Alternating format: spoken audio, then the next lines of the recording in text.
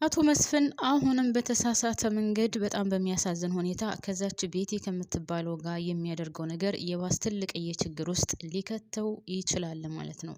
አቶ ቃላብ እየተከታተለው እንደሆነና አርፎ ካልተቀመጠ ትልቅ ችግር ውስጥ እንደሚከተው አስጠንቅቆታል።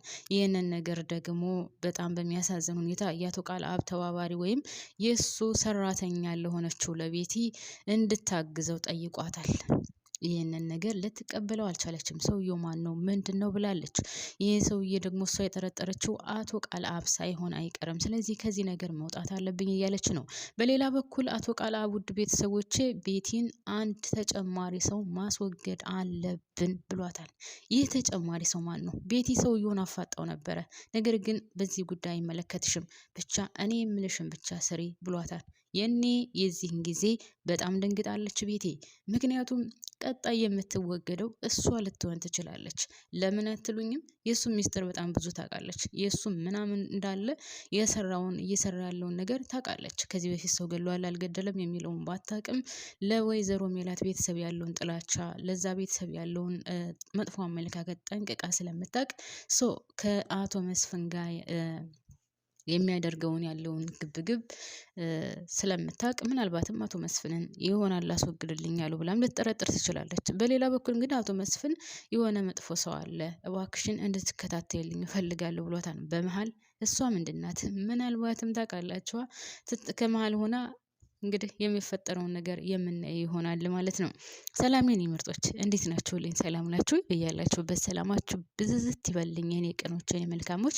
ለቻናሌ አዲስ የሆናችሁ ካላችሁ ሰብስክራይብ አድርጋችሁ የደወል ምልክቷን በመጫን ቤተሰብ ሆኖ ነባር ቤተሰቦች ደግሞ እባካችሁን ላይክ የምትለዋን ጫን በሏት ማለት ነው። የኔ ቅኖች ነጯን ጥቁር እንድትሆን አድርጓት የኔ መልካሞች። በተረፈ በያላችሁበት ሰላማችሁ ይብዛልኝ። እንግዲህ ወደ ድራማው ስንመለስ አቶ መስፍን ከወንድሙ ጋር አሁን ተጋጭቷል ማለት ነው። ወንድምየው ስለ ባልና ሚስቱ ወይም ሚስቱ ልትነግረው ስለነበረው ማለቴ ወይዘሮ ሜላት ለአቶ መስፍን ወንድም ልትነግረው ነበር። ነገር ግን አቶ መስፍን በጭራሽ ይሄንን ነገር እንዳትናገሪ ነይ ወደ ክላስ ገብተን እናውራ ምናምን በሚለው ያው ወደ ክላሱ ገብቶ እባክሽን እንዳትናገሪ ወንድሜ ይቀየመኛ ምናምን ብሏት ነበር ታስታውሳላችሁ። አሁን ግን ደግሞ ወንድምየው እኔ በመምጣቴ ደስተኛ አይደላችሁም እንዴ? ውስጡ ታውቃላችሁ የተሰማው ስሜት ላይክ በመምጣቱ ደስተኛ እንዳልሆነው ነገር ምናምን የተሰማውና የተፈጠረውን ነገር ለምን አልነገርከኝም? ሚስት ልትነግረኝ ነበር፣ ነገር ግን አንተ ደብቀሃልና ምንድነው ነገሩ? ለምን አልነገርከኝም ብሎ ሲለው መስፍን ለመደባበቅ ሞክረው ነበር። ነገር ግን ወንድምየው ጠጠር ሲልበትና ላይክ ውስጡ ሊቀየምበት ሲሆን ቁጭ አድርጎ ነግሮታል። ያንን ነገር ከሰማ በኋላ ደግሞ ያው አቶ መስፍን እንደፈራው ወንድሙ እንዴት ራስን በዚህ ታስገምታለክ? አንተ ማለት እኮ የተከበርክ ሰው ነው ነክ። የተከበረ ሰው ደግሞ እንዴት ራሱን በዚህ ያስጠረጥራል ብሎ ያው ተነስቶ ትቶት ሄዷል ማለት ነው። አቶ መስፍንም በጣም ተጨንቋል።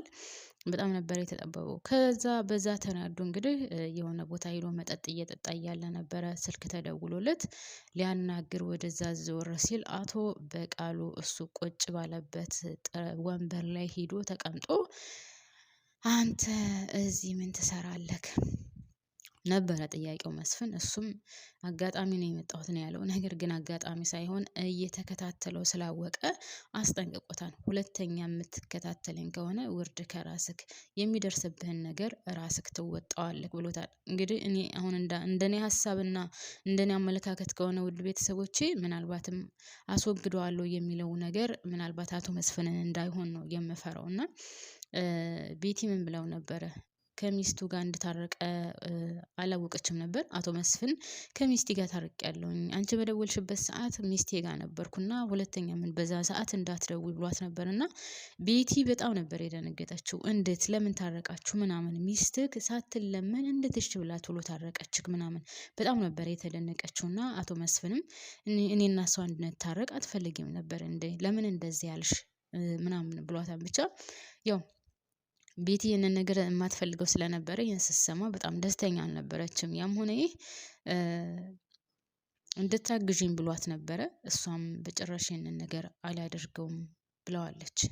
ስለዚህ ቤቲ አሁን ከዚህ ችግር ከዚህ ጭንቀት ስትወጣ ይሆን? በዚህ በኩል አቶ መስፍን ያስጨንቃታል፣ በሌላ በኩል ደግሞ አቶ በቃሉ እንግዲህ እያስጨነቃት ነው። በዛ ላይ እያስጨነቃት ነው ብቻም ሳይሆን ውድ ቤተሰቦቼ የሚወገድ ሰው አለ ጭማሬ ብሏታል። ይሄ ነገር ደግሞ ጭንቅላቷን በጣም እያመማት ነው። ጭንቅላቷን እንድወጣጠር እያደረጋት ነው። ቀጣዩዋ ምናልባት እኔ ልሆን እችላለሁ የሚለው ነገር ስለሚያስጨንቃት እና እንግዲህ አቶ በቃሉ ሌላ 2 ሰዎች ከወይዘሮ ሜላት ድርጅት የሚሰሩ 2 ሰዎች ፈልግልኝ ብሏት አግኝቻለሁኝ፣ ነገር ግን ምን ያክል ጥሩ ናቸው የሚለውን እያጣራሁ ነው ብለዋለች። እነዛ እናቶ በቃሉ የሚያመጧቸው 2 የሂሳብ ሰራተኞች ከዛ ቤት ከወይዘሮ ሜላት ድርጅት ገብተው እውነት የሚፈልጉትን ነገር ያሳካሉ የሚለው እንግዲህ ወደፊት የምናየው ይሆናል። ነገር ግን አሁን ሁለቱም ተነቃቅተዋል። አቶ መስፍንም ቢሆን ነቅቷል፣ አቶ በቃሉም ቢሆን ነቅቷል። ስለዚህ ስለተነቃቁ ምናልባት ከዚህ በላይ ይጠነቀቃሉ ብዬ አስባለሁ። አቶ መስፍን ምንድን ነው ያላት ለቤቲ? እኔና ባለቤቴ ተታርቀናል፣ ከተታረቀን ደግሞ እኔና እሷ ምንም አንድ ላይ ከሆነን እኔና እሷ ምንም የሚያቅተን ነገር የለም ብሏታል። ይህንን ነገር ደግሞ ለአቶ በቃሉ ስትነግረው አዎ እውነቱን ነው፣ ሜላትና መስፍን አንድ ላይ ከሆኑ ምንም ነገር አያቅታቸውም። ስለዚህ የእነሱ ጭንቅላት በሌላ ነገር ቢዚ እንደሆነና ሌላ ነገር እንደወጥራቸው ማድረግ አለብን እያለ ነው። እንግዲህ ምንድነው ሀሳቡ እቅዱ ምንድነው? ወደፊት የምናየው ይሆናል ማለት ነው። ሌላው ውድ ቤተሰቦቼ ምናሴ አሴር ካለበት ቦታ ድረስ ሄዶ አሴርን አናግሮታል። አሴርን ለምንድን ነው ያናገረው ካላችሁኝ፣ እህቴ በእናንተ ምክንያት እየተሰቃየች ነው፣ በአንተ ምክንያት እየተሰቃየች ነው። ሌላ ጓደኛ አላት፣ ምርጫዋ አንተ አይደለህም። እባክህን ከሷ ራቅ። በአንተ ምክንያት በጣም ብዙ ዋጋ እየከፈለች ነው። አሴር በእኔ ምክንያት እንደዚህ ሆነ፣ አሴር በእኔ ምክንያት እንደዚህ ሆነ እያለች እየተጨነቀች ነው። ስለዚህ እባክህን ካጠገቧ ራቅ ብሎ ለምኖታል ማለት ነው። ይህንን ነገር ሀና ስትሰማ ትደሰታለህ ወይ ካላችሁኝ፣ በጭራሽ ሀና አትደሰትም፣ ደስተኛ አትሆንም። ምክንያቱም አሴርን ማንም እንድናገርባት አትፈልግም። ወንድሟም ሆነ እህቷ በጭራሽ እሱን እንድናገሩባት አትፈልግም። ችግር ነው ግን ታውቃላችሁ ቤተሰብ፣ አሴር ወደዳት አፈቀራት፣ ኤልያስ ወደዳት አፈቀራት፣ እዝራም እንደዛው። እሷ ከማን ትሆናለች? በጣም ከባድ ነው። እና ሌላው ደግሞ የሰላምና የቅዱስ ፍቅርስ እውነት የሚቀጥል ይመስላችኋል? ውድ ቤተሰቦቼ ሁለታቸው አንድ ላይ የሚቀጥሉ ይመስላችኋል? ጽዮንስ ምን ትሰራለች? ጽዮን ዝም ትላለች ብዬ አላስብም። ጽዮን አሁን በጣም እየለፋች ነው ቅዱስን ወደ ራሷ ለማድረግ። በነገራችን ላይ ጽዮንም በጣም ነው የምታሳዝነው። ለምን ብትሉኝ ለእህቷ ብላ ነው ከዝራ ጋር ያን ያክል ግብ ግብ የገጠመችው እንጂ ዝራን አትወደውም አታፈቅረውም። ነገር ግን ቅዱስንም ትወደዋለች ማለት አልነበረም በፊት። አሁን ግን በጣም ትወደዋለች፣ ለራሷ እንደሆነ ነው የምትፈልገው። ግን በጣም በሚገርም ሁኔታ ደግሞ አሁን ቅዱስ አክብሎ ተፍቷታል። ቅዱስ አሁን ለሷ ምንም አይነት አስተሳሰብ የለውም። ለሷ ምንም አይነት የፍቅር ስሜት የለውም። አይጠላትም፣ ሲያት ደስ ይለዋል። ግን እንደ በፊቱ ያ የሚወዳት የሚያፈቅራት የሚንሰፈሰፍላት ቅዱስ አይደለም። አሁን ተቀይሯል።